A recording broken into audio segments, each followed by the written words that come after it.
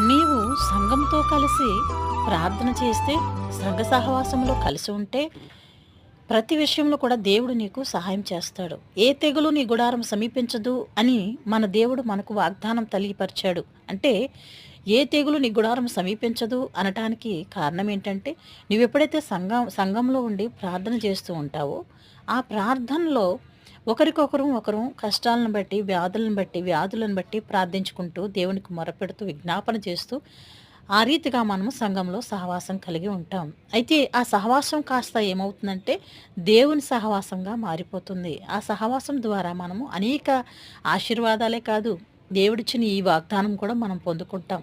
ఒకవేళ నువ్వు ప్రార్థన మానేసి, సంఘం మానేసి, నీవు ఇంట్లో ఉన్నావేమో జ్ఞాపకం చేసుకో.